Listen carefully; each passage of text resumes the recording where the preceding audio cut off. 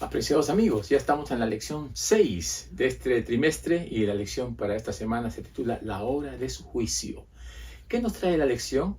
Nos trae el tema tan importante acerca de la purificación del santuario. ¿Qué santuario iba a ser purificado y cuándo? También nos menciona la profecía para el pueblo judío de los 490 años o la profecía de las 70 semanas, la profecía de los 2300 días o años y también el año 1844. Vamos a estudiar esta lección.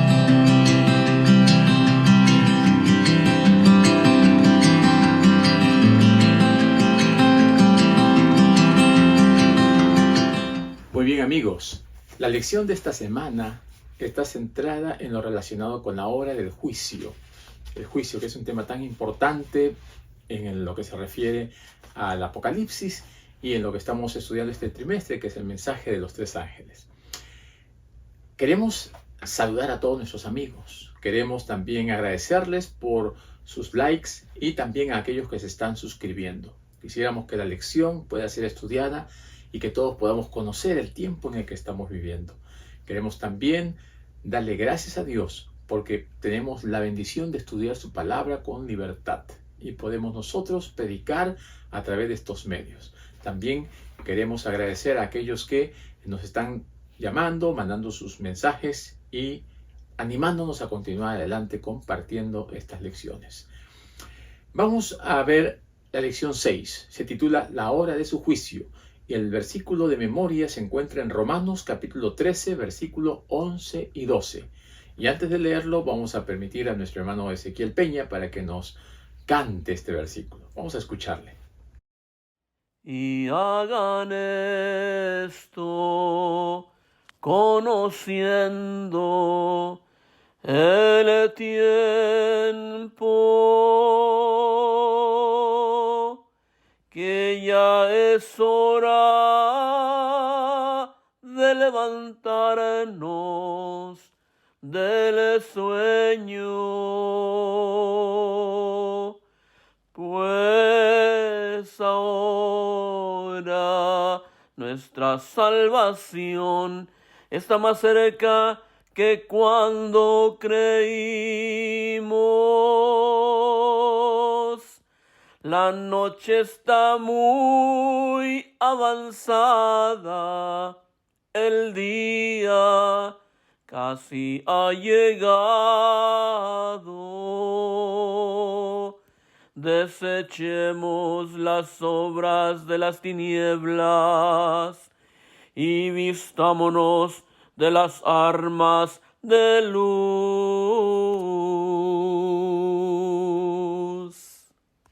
Muy bien amigos, después de haber escuchado a nuestro hermano Ezequiel, vamos a leer el versículo una vez más, aquí en el libro de Romanos capítulo 13, versículo 11.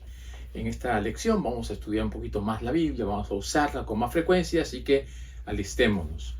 Romanos 13, 11 y 12 dice, y esto, conociendo el tiempo, que es ya hora de levantarnos del sueño, porque ahora está más cerca de nosotros nuestra salvación que cuando creímos. La noche está avanzada y se acerca el día. Desechemos pues las obras de las tinieblas y vistámonos las armas de la luz.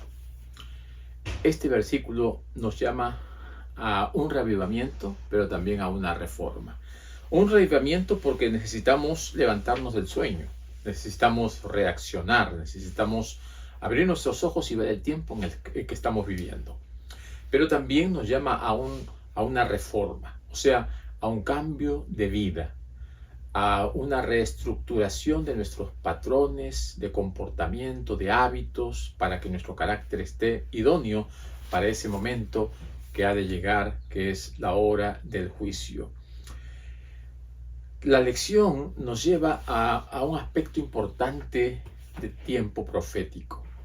Y nos dice aquí que la visión de Daniel, ¿no?, la que había recibido por medio del ángel Gabriel, donde había explicado esta profecía, y Daniel no quedó muy claro, ¿no? Entonces, cuando la profecía mencionaba un tiempo específico, Daniel quedó un poco confundido.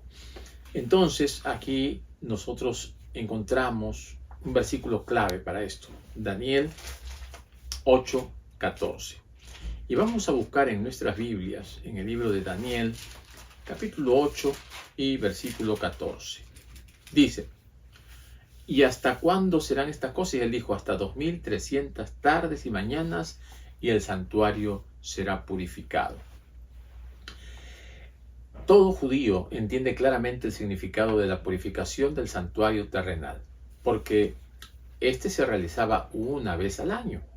Ese día especial se conocía como el Yom Kippur, o el día de la expiación.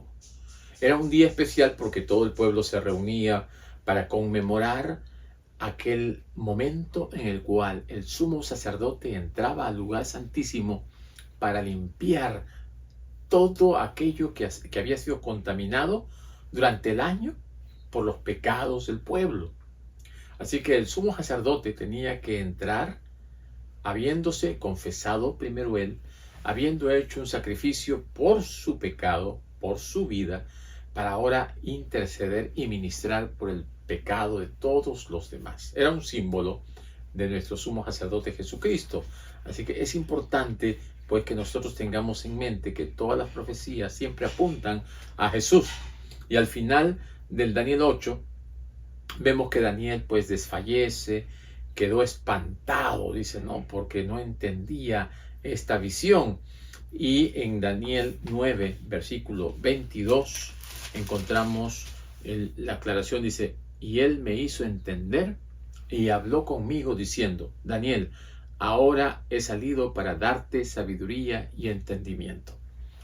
Aún Daniel, que era un experto en los asuntos bíblicos, en la Torá, en el Antiguo Testamento, y habiendo recibido revelaciones de Dios, ¿no?, a través del descubrimiento y la interpretación del sueño de Nabucodonosor, después del sueño que Dios le dio a él de las bestias y también de los animales que eran para el sacrificio, todo esto lo llevó a tener una visión de lo que iba a pasar. Pero había algo que él no entendió, y que aquí la Biblia nos dice que Gabriel mismo fue enviado para que le dé una aclaración, para que él pudiese tener entendimiento, para que ahora pudiese él comprender, ¿no? Y Gabriel sorprende a Daniel, ya que le revela una respuesta a su oración, de una manera mucho más amplia de lo que él se había imaginado. Y el ángel Gabriel llevó a Daniel a recorrer a través del tiempo lo que iba a ocurrir con el Mesías, que iba a venir, y el tiempo en que él iba a venir, y también la época en que el santuario sería purificado. Así que es interesante ver cómo Dios tiene todo planificado, cómo Dios tiene todo organizado de tal manera que los tiempos se cumplan. Y en el tiempo indicado, como dice también Gálatas 4:4, Jesucristo vino. Ya la profecía mostraba el tiempo en que Jesús iba a venir. Y nacido de mujer y nacido bajo la ley, Jesús dio cumplimiento a las profecías del Antiguo Testamento. La lección también nos trata de mostrar con claridad en qué consiste esta profecía de los 2300 días y cómo está relacionada con el tiempo del fin. Vamos a ir a Daniel capítulo 8 una vez más, versículo 17. Dice: vino luego cerca de donde yo estaba, y con su venida me asombré y me postré sobre mi rostro, pero él me dijo: entiende, hijo de hombre, porque la visión es para el tiempo del fin. Aquí una aclaración importante. Lo que estaba viendo y lo que estaba entendiendo Daniel es que la profecía no era para su tiempo, no era para su época, no era para su pueblo, era para el tiempo del fin. Algo que él no había estado comprendiendo claramente, ¿no? ¿Cómo es posible que el Señor esté haciendo estas cosas y que supuestamente van a ocurrir en el fin del tiempo? El versículo 19 dice: y dijo: he aquí, yo te enseñaré lo que ha de venir al fin de la ira, porque esto es para el tiempo del fin. Una vez más se lo recalca, se lo dice claramente. Y ahora en el versículo 26 dice: la visión de las tardes y mañanas que se ha referido es verdadera y guarda la visión porque es para muchos días. En el término simbólico, muchos días significa un tiempo prolongado. Y también, según Números 14:34 y Ezequiel 4:6, las profecías están determinadas en el marco de un día equivale a un año. Día por año me lo es dado. Ya le hemos visto esto en varias oportunidades, ¿no? Por ejemplo, cuando Jacob fue a trabajar por Raquel, trabajó 7 años, pero Labán le dio a Lea. Y entonces él dijo que iba a trabajar una semana más por ella, ¿no? 7 años, sino que en un término, en un lenguaje numerológico, ¿no? Esto tiene un significado, ¿no? De 7 días a 7 años. También en este lenguaje simbólico se utiliza cuando Nabucodonosor queda como una bestia, ¿no? Y quedó por 7 tiempos, o lo que equivale a 7 años. Entonces aquí, 2300 días, para que pueda llegar al tiempo del fin, tiene que ser enmarcada dentro de esta figura profética, día por año. Cuando se presenta así día por año, desde el tiempo en que se da la orden para restaurar Jerusalén, entonces sí llega hasta el tiempo del fin y llega hasta el año 1844. Algunos argumentan que estos 2300 días son literales, ¿no? Y que Antíoco Epífanes fue el que entró y él fue el que hizo unas cosas terribles allí en el santuario, ¿no? Entonces, cuando atacó Jerusalén y profanó el santuario, algunos lo relacionaron con esta profecía de los 2300 días, pero no es así, porque a pesar de que él realizó estas cosas en Jerusalén y en el santuario, no era el tiempo del fin. No estaba ni siquiera acercándose al fin de los tiempos. Todavía ni siquiera había llegado al final de la primera profecía de las 70 semanas. Así que no podemos nosotros enmarcar a Antíoco Epífanes dentro de este marco profético. Nosotros tenemos que irnos mucho más adelante, porque la profecía sigue mencionando, por ejemplo aquí en 8:20, miren lo que dice: en cuanto al carnero que viste, que tenía 2 cuernos, estos son los reyes de Medos y los persas. Y luego dice aquí, y el macho cabrío es el rey de Grecia, ¿no? El cuerno grande que tenía en sus ojos es el rey primero. Aquí claramente menciona, ya había pasado el reino de Babilonia, ahora estaban los medos persas y estaban por venir los griegos.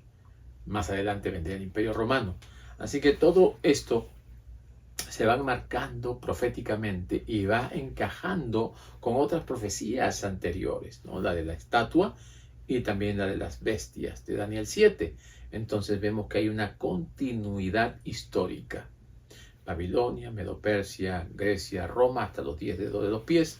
De igual manera, la instrucción que da el ángel a Daniel es allí en Daniel 9:23. Vamos a buscar nuestra Biblia. Dice: al principio de tus ruegos fue dada la orden y yo he venido para enseñarte porque tú eres muy amado. Y aquí exaltamos a Dios por sus maravillas, porque para Dios nosotros somos muy amados.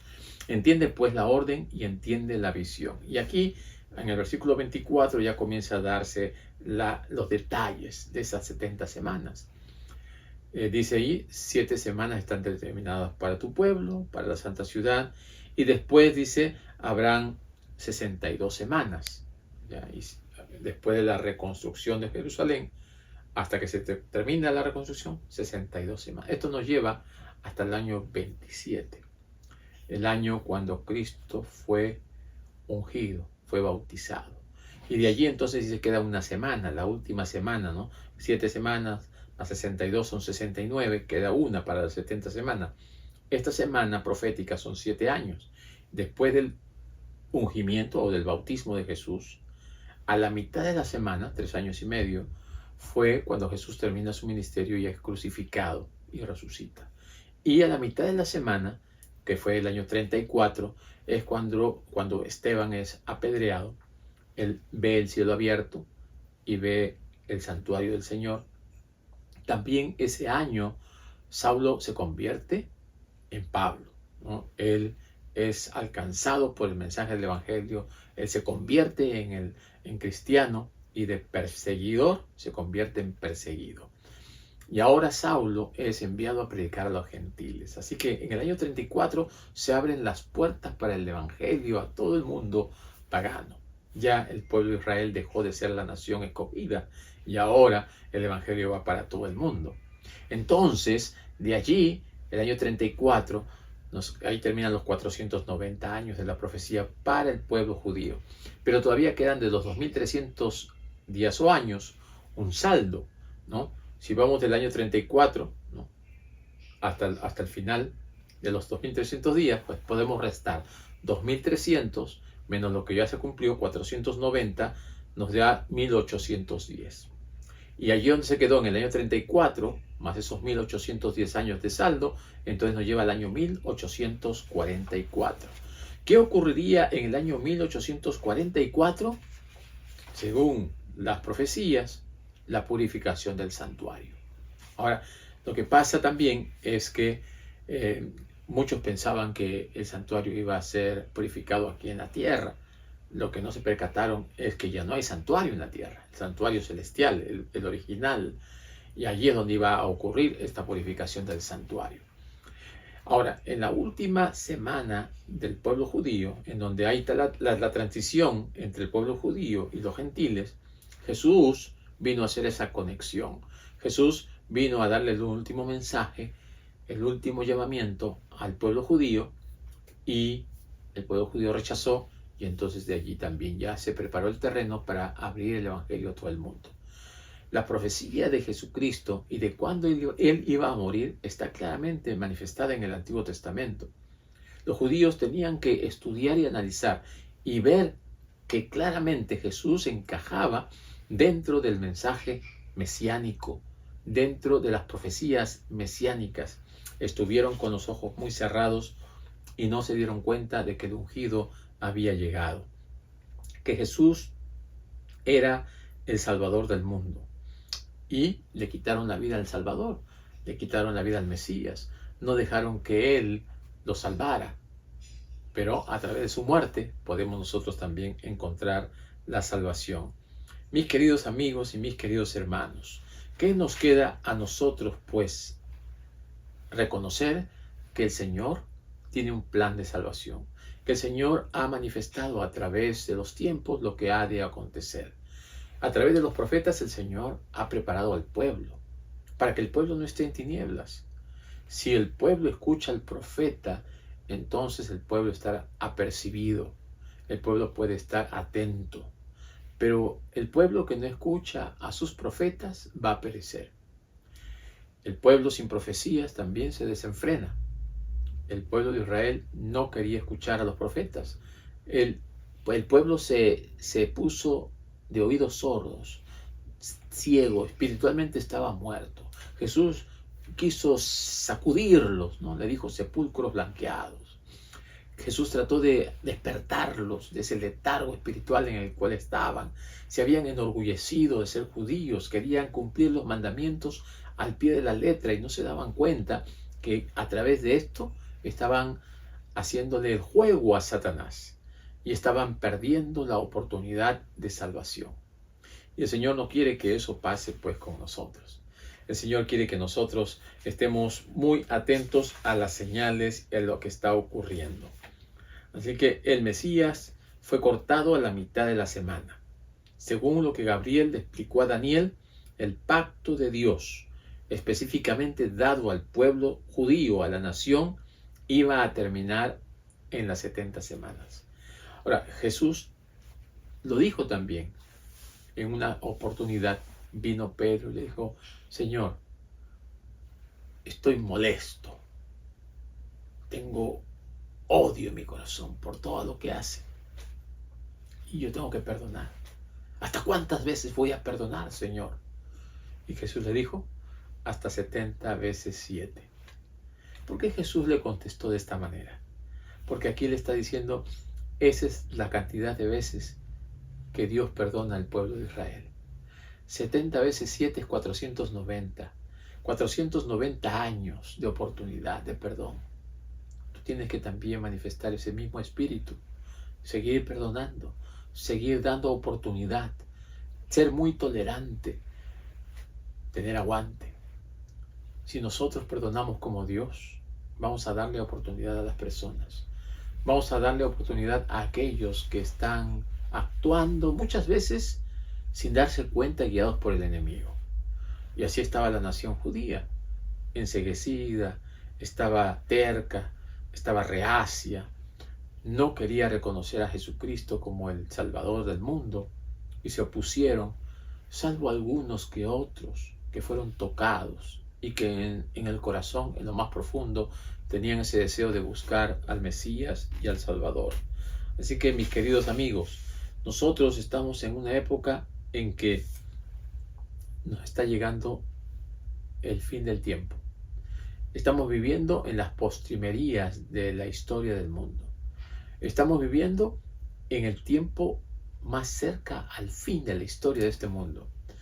Y si en la época del pueblo judío, cuando llegaba el momento del Yom Kippur, del día de la expiación, todo el pueblo dejaba lo que estaba haciendo y se ponían alrededor del santuario para orar, para interceder, estaban en convocación, estaban en ayuno, estaban en una oración profunda para que el Señor responda positivamente a esos pedidos de oración. Y cuando el sumo sacerdote salía, estaban de gozo, estaban de fiesta. En estos momentos estamos simbólicamente en ese tiempo, en el tiempo del Yom Kippur, en el tiempo del día de la expiación. ¿Y cuál debe ser nuestra actitud? De oración, de espera en reflexión. Debemos estar consagrando nuestra vida porque el sumo sacerdote está intercediendo allí dentro por nosotros. Y debemos estar orando para que el Señor actúe de tal manera que nuestra vida sea transformada, que nosotros podamos ser aceptados en la presencia de Dios como hijos de Dios. Nuestra actitud en estos momentos debe ser de oración, de ayuno, de consagración, de espiritualidad, de profunda convicción religiosa, y que podamos orar por todos aquellos que no se dan cuenta del tiempo en el que están viviendo, que tal como los judíos están duros de corazón, tan reacios y no quieren aceptar ni reconocer a Jesús como su Salvador. Ese es el momento en el que estamos viviendo. Ese es el tiempo ahora, cuando Satanás está buscando todos los medios para engañarnos. Así que recordemos que este es un tiempo muy especial. Recordemos que el Señor está trabajando por nuestra salvación. Recordemos que la purificación del santuario es en el cielo. Porque el santuario está en el cielo y porque el sumo sacerdote está en el cielo. El santuario terrenal dejó de funcionar cuando Cristo murió en la cruz y el velo se rasgó. Entonces, de allí, el servicio del santuario pasó a ser el servicio del santuario celestial. Recordemos que las 70 semanas o 490 años fueron dados exclusivamente para el pueblo de Israel como una oportunidad para que ellos acepten a Jesús, acepten al Mesías y sean participantes de la salvación de Dios. Lamentablemente no aceptaron, lo rechazaron, lo crucificaron y más todavía dijeron que las consecuencias caigan sobre ellos y sobre sus hijos. ¡Qué terrible! Recordemos que las 2300 tardes y mañanas es una profecía más larga. Tienen el mismo inicio, 457 a.C., con la orden de Artajerjes para reconstruir Jerusalén, pero que va hasta el año 1844. Un año muy clave, un año específicamente, decididamente glorioso, podríamos decir, porque el Señor entró a ministrar por nosotros. Pero también aquí en la tierra ocurrieron muchas cosas tremendas, ¿verdad? Comienza en una manera notoria el tiempo del fin, la predicación del mensaje de los 3 ángeles, y también Satanás comienza a despertar la oposición. Aparecen otras iglesias protestantes con algunas enseñanzas claramente distorsionadas, También aparece el espiritismo moderno con las hermanas Fox. También aparece Charles Darwin con la teoría de las especies y que la evolución y que nosotros nos hemos creado, que venimos de especies inferiores. También aparece el marxismo con este judío Karl Marx, que comienza a hablar del comunismo y comienza a hablar de que debemos basarnos más en lo que producimos y en lo que trabajamos, y la gente se comenzó a apartar del estudio de la Biblia por preocuparse más de otros asuntos políticos, económicos, financieros, etc.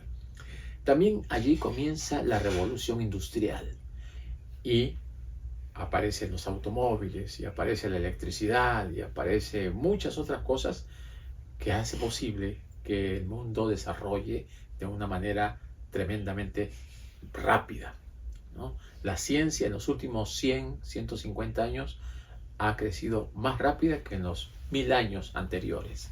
Así que tenemos la electricidad, la electrónica, tenemos la computación, tenemos la informática, tenemos las satélites, el internet, la computadora y todas estas cosas que están haciendo de que nuestro mundo avance vertiginosamente. Y ahora, en esta época todavía más, tenemos la inteligencia artificial que está causando un revuelo, porque muchas de las cosas son automáticamente realizadas por programas que tienen la capacidad de hasta almacenar información de una manera absolutamente descomunal. Todo esto nos lleva a ver que el tiempo se está cortando más rápidamente. Así que, mis queridos amigos, no dejen de estudiar la palabra de Dios. Daniel y Apocalipsis son dos libros proféticos que nos están ayudando a entender el tiempo en el que estamos viviendo. La hora del juicio ha llegado y ahora hay que adorar al Creador, y ese será el tema de la próxima semana. No nos desconectemos del estudio de la Biblia, no nos desconectemos de nuestra relación con Dios. Busquemos al Señor, tratemos por todos los medios de conocer más profundamente la palabra de Dios. Estudiemos estos libros de Daniel y Apocalipsis, específicamente Daniel capítulo 2, capítulo 7, capítulo 8 y 9, como también Apocalipsis capítulo 14, que habla acerca del mensaje de los 3 ángeles. Que el Señor nos bendiga y nos vemos la próxima semana.